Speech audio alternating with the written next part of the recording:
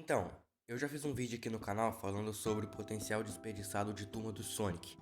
E agora eu vou continuar essa série, né, falando sobre as séries da comunidade, falando aqui sobre o potencial desperdiçado de Ted e sua turma.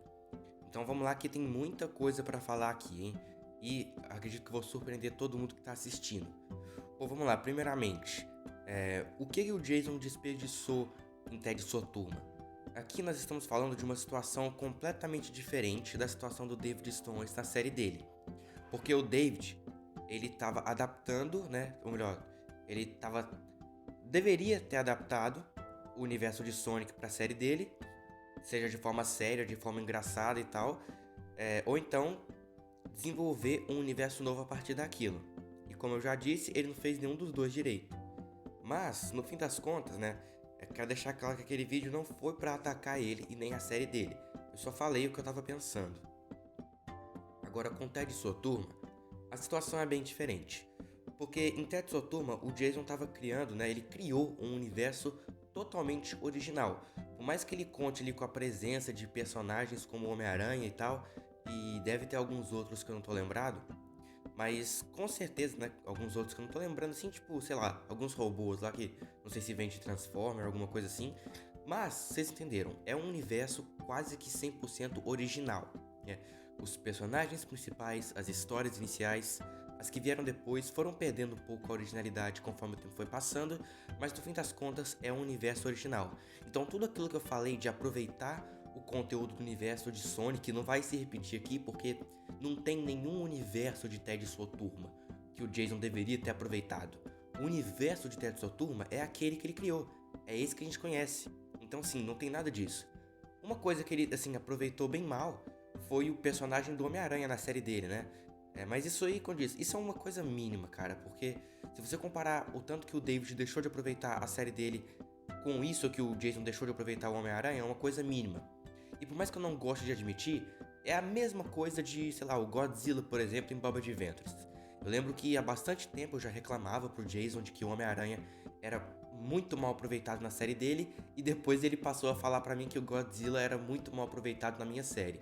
Eu não gostava de admitir, pois é, agora eu admito isso. Realmente os dois personagens, as duas séries, são aproveitados de forma péssima, uma coisa porca, só pra dizer que os personagens estão lá.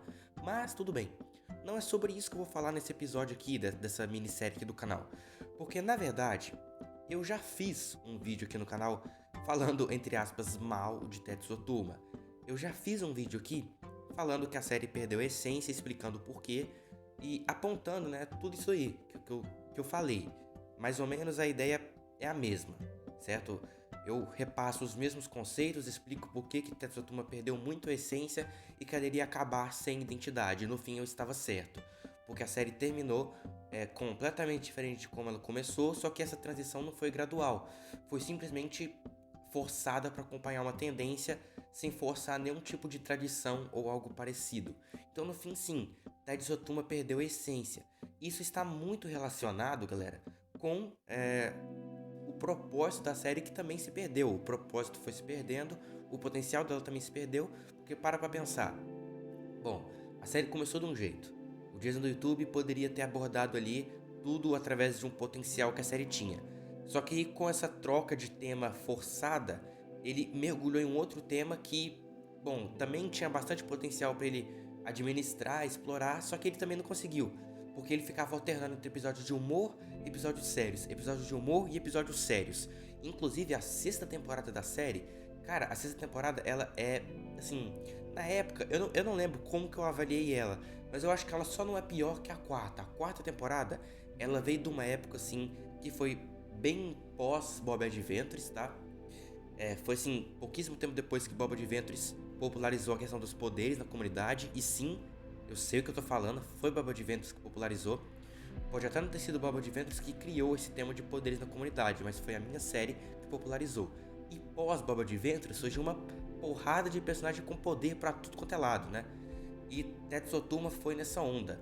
E eu lembro o quanto isso foi feito de forma forçada, artificial, e eu lembro que não tinha desenvolvimento quase que nenhum nesse novo arco da série. Por isso eu acho a quarta temporada horrível, certo? Hoje em dia, Sim, se fosse considerar só a quarta temporada, Tetsuo Turma seria sim a pior série da comunidade. Mas felizmente não tem só a quarta temporada, né?